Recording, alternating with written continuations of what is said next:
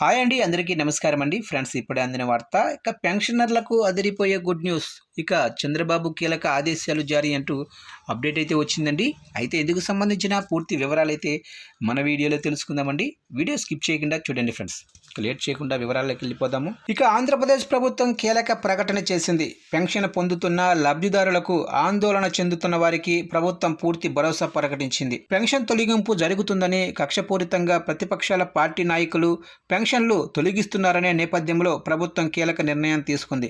ఇప్పటికే దివ్యాంగుల పెన్షన్లు తొలగిస్తున్నారని ప్రచారం జరిగింది. ఇక ఈ వివరాలైతే ఒకసారి తెలుసుకుందాం. ఇక పెద్ద ఎత్తున దివ్యాంగుల పెన్షన్లు తొలగిస్తున్నారంటూ ప్రచారం జరుగుతున్న నేపథ్యంలో ముఖ్యమంత్రి చంద్రబాబు నాయుడు రంగంలోకి దిగారు. అమరావతిలోని సచివాలయంలో గురువారం అధికారులతో ఎన్టీఆర్ భరోసా పెన్షన్ల పథకంపై సీఎం సమీక్ష నిర్వహించారు.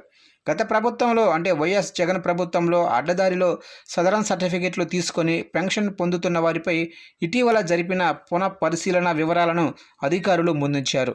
ఇక ఈ ప్రక్రియలో అనర్హులను గుర్తించినట్లు, అన్ని విధాల పూర్తి ఆరోగ్యవంతులుగా ఉండి ఎలాంటి వైకల్యం లేకుండానే కొంతమంది పెన్షన్ పొందుతున్నట్లు పరిశీలనలో తేలిందని అధికారులు తెలిపారు.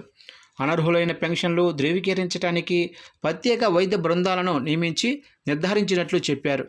నకిలీ పెన్షన్లను మాత్రమే తొలగించాలని, అర్హులైన ఏ ఒక్క దివ్యాంగ పెన్షన్దారులకు పెన్షన్ రద్దు కాకూడదని సీఎం చంద్రబాబు అధికార యంత్రాంగానికి స్పష్టం చేశారు.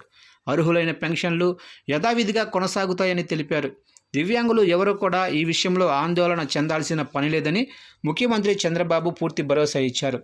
ఇక తాత్కాలిక సర్టిఫికెట్ల ద్వారా దివ్యాంగుల పెన్షన్, హెల్త్ పెన్షన్ పొందే వారికి కూడా ఎప్పటిలాగానే నెల నెల పెన్షన్ అందించాలని అధికారులకు సీఎం చంద్రబాబు ఆదేశించారు. వారికి పంపించిన నోటీసులు కూడా వెనక్కి తీసుకోవాలని చెప్పారు.